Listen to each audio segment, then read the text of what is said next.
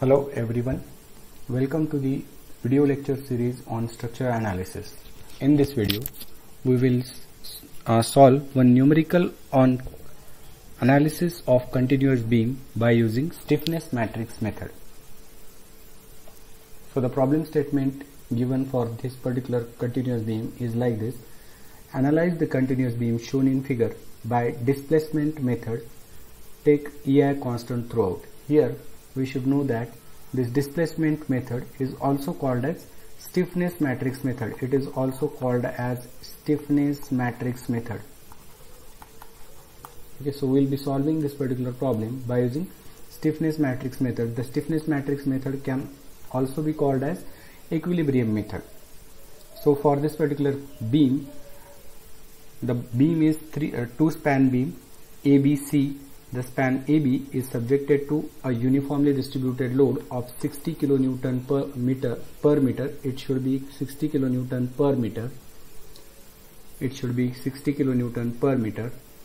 A point load of 100 kN is acting at midspan of span BC as shown in this figure.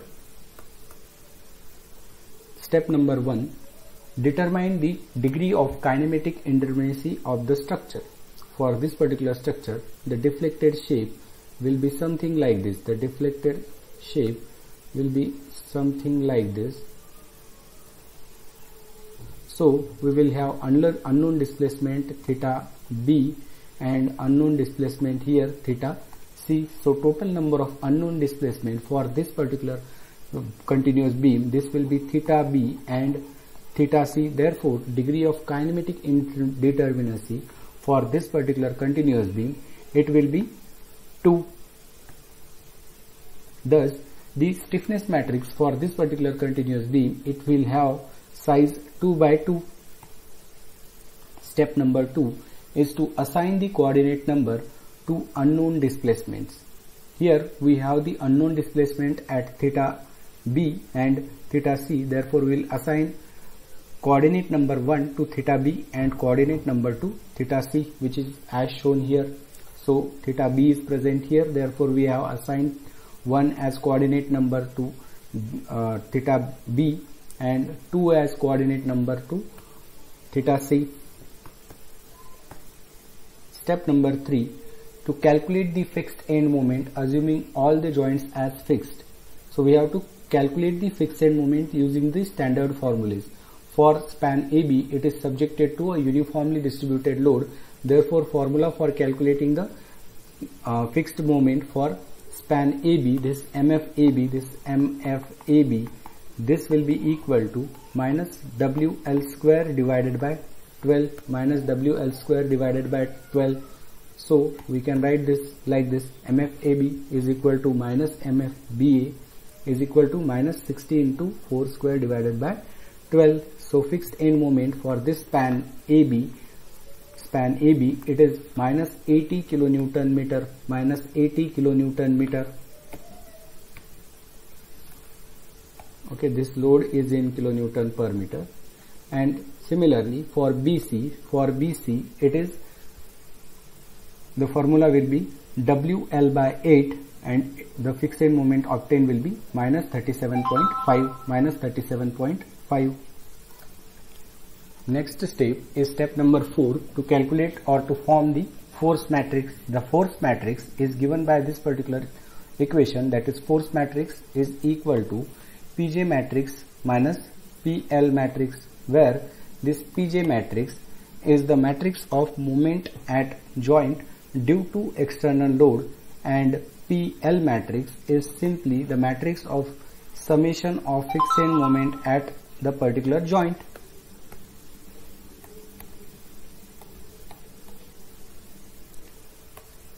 Now PJ matrix size will be 2 by 1, that is decay by 1, and the PJ matrix, we know that this PJ matrix PJ1 is the moment, it is the moment which is acting at coordinate number 1. PJ1, it is the moment, external moment which is acting at coordinate number 1.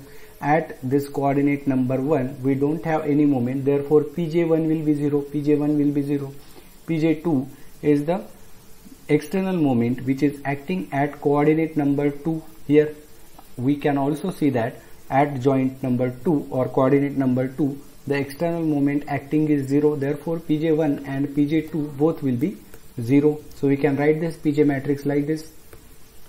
Now the PL matrix, here the PL matrix will be given by PL1 and PL2. These will be the two coefficients.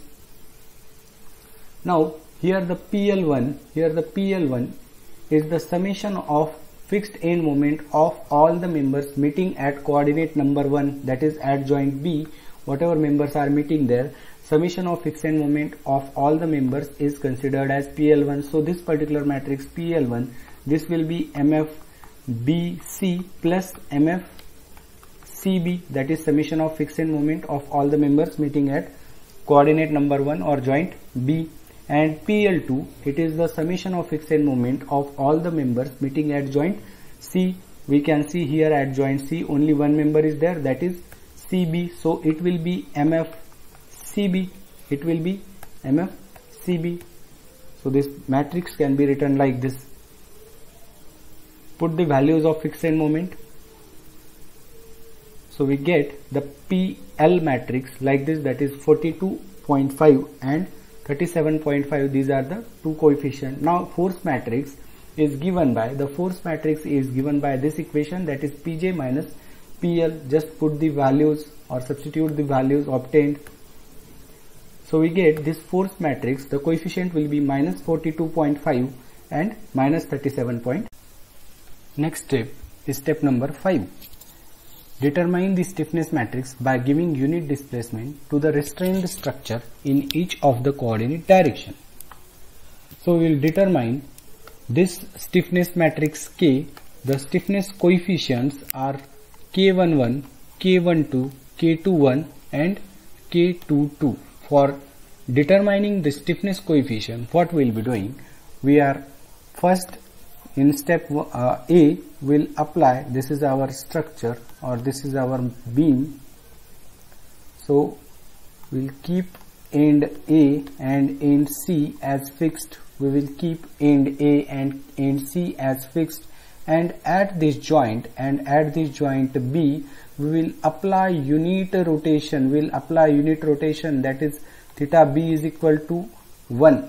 So at this coordinate number 1 will apply unit rotation theta B equal to 1. Due to application of this unit rotation, the beam will deflect like this. Okay, and this K11 will develop at coordinate number 1. K11 will develop at coordinate number 1 and K21 will develop at coordinate number 2. Here K11 is the force developed at coordinate number 1 due to application of unit rotation at coordinate number 1. So K11, meaning of K11 or stiffness coefficient K11 is force developed at coordinate number 1 due to application of unit rotation at coordinate number 1. So this particular force or moment which will be developed due to application of unit rotation at coordinate number 1, that will be sum of stiffness of all the members meeting at this particular joint B or coordinate number 1, and it will be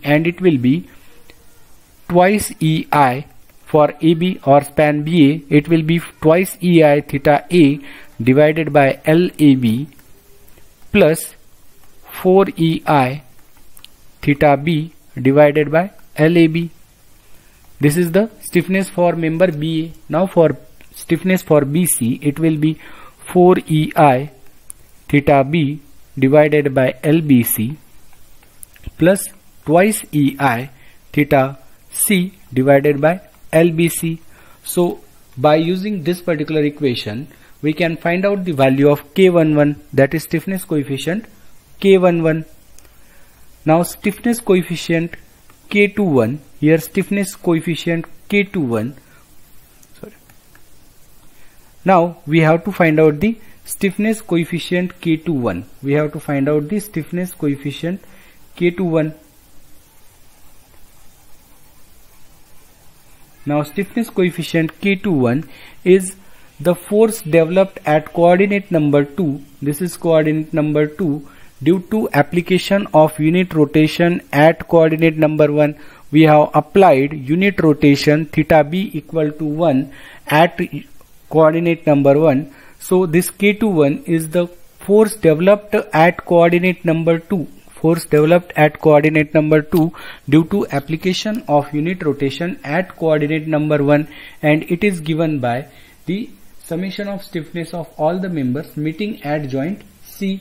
So this K21, this will be equal to 4EI theta C divided by LBC plus twice EI theta B divided by LBC.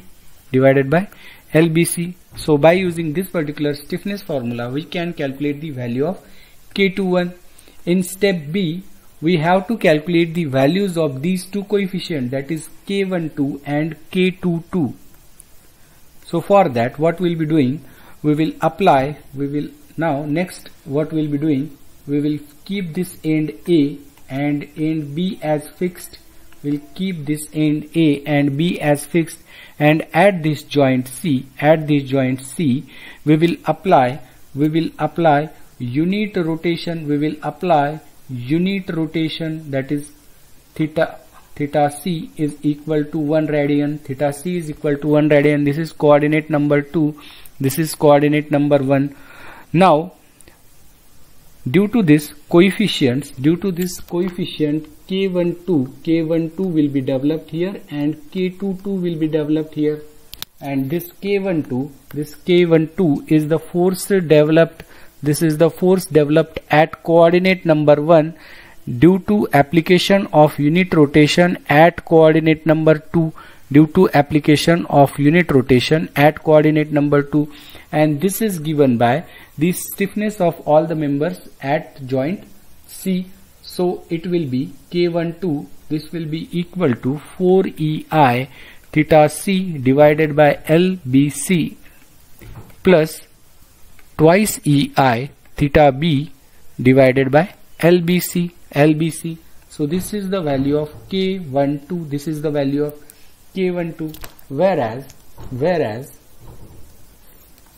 Whereas the K22 is only remaining stiffness coefficient. This K22 is force developed at coordinate number 2 due to application of unit rotation at coordinate number 2, and this is given by this K22. It is given by stiffness of all the members meeting at joint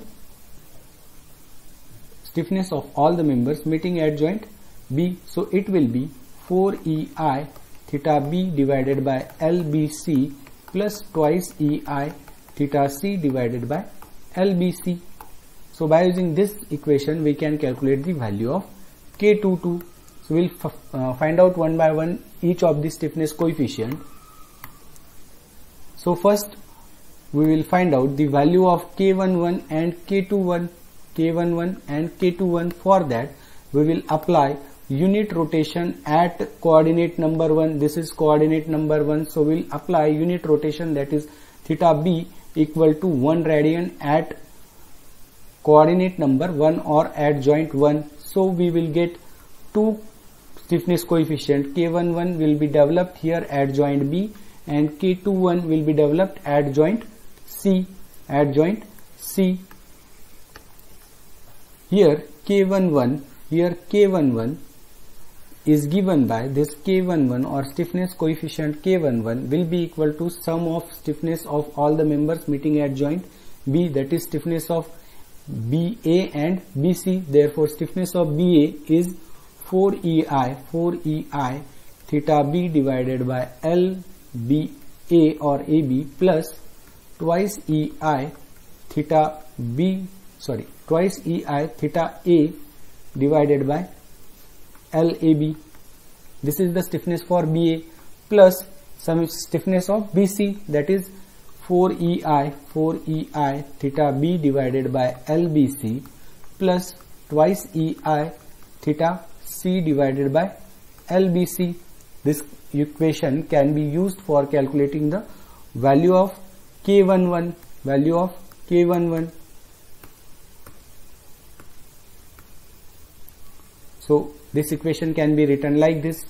Now we know that theta A and theta C are 0 because we have kept the A end and C end as fixed. Therefore, this term will be 0. Similarly, we have theta B is equal to 1. We have theta B is equal to 1. Therefore, this equation will become like this: 4EI divided by span LAB, that is 4 meter, plus 4EI divided by span of LBC.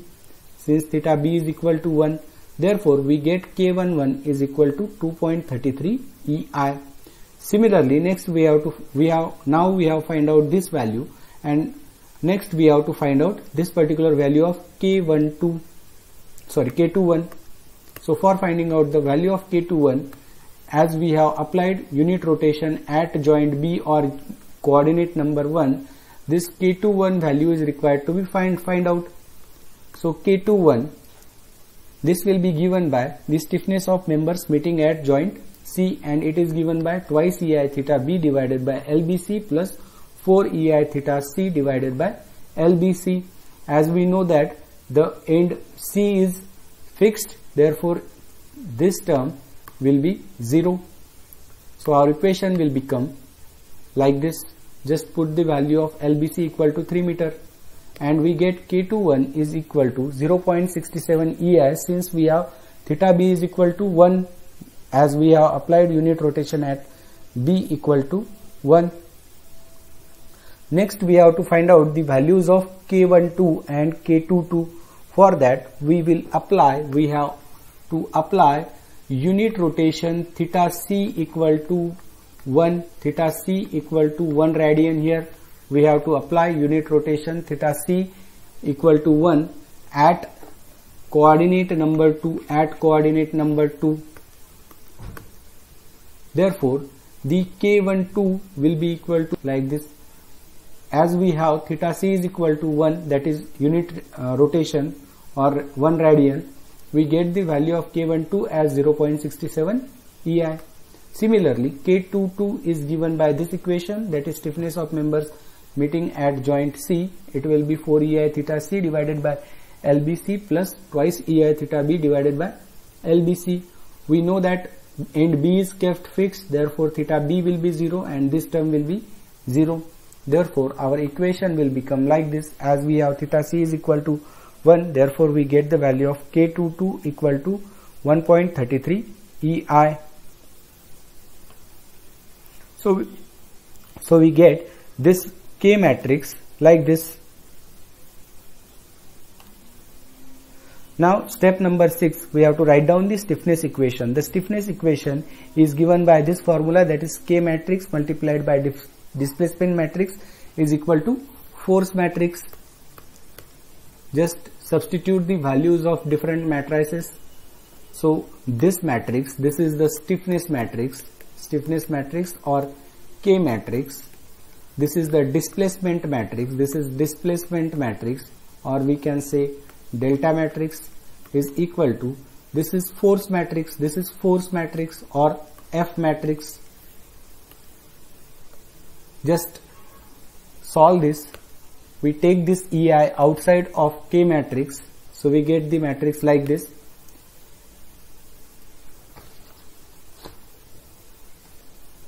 Take this matrix, take this value on right hand side, so it will become inverse. On right hand side, so it will become inverse. Solve this inverse matrix, we get the equation like this.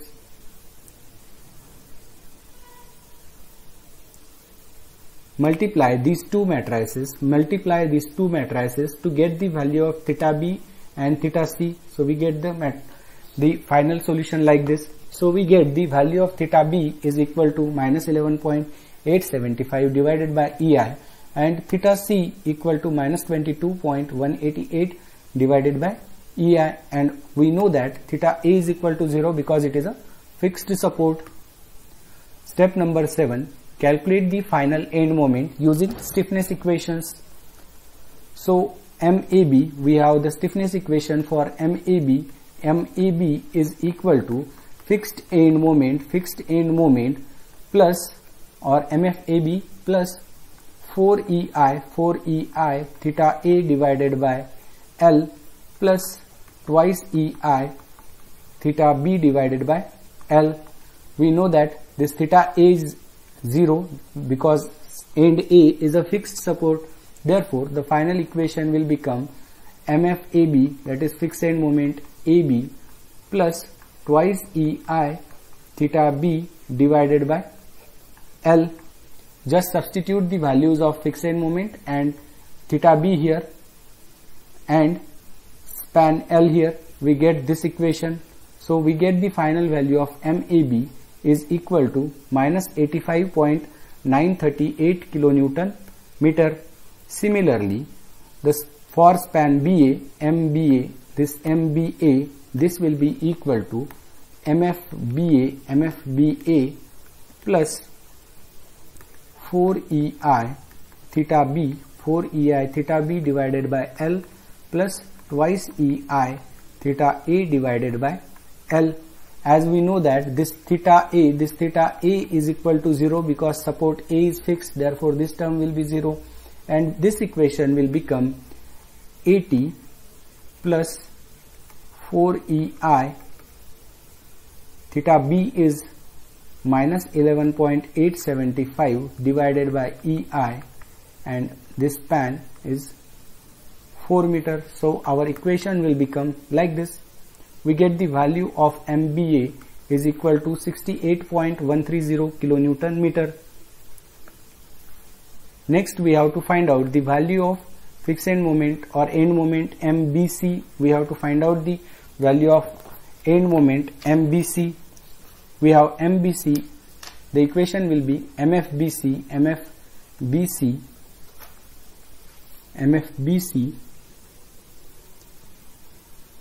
plus 4EI theta B divided by L plus twice EI theta C divided by L. Put the values of fixed end moment and theta B and theta C in this equation.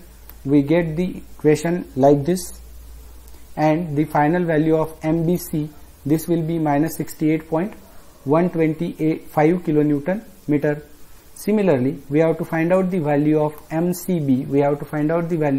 MCB will be equal to MFCB, that is fixed end moment CB, plus 4EI theta C divided by L plus twice EI theta B divided by L. Substitute the values of fixed end moment and theta B and theta C in this equation. We get the MCB is equal to 37.5 plus 4EI. Put the value of theta C, that is minus 22.188 divided by EI, plus twice EI.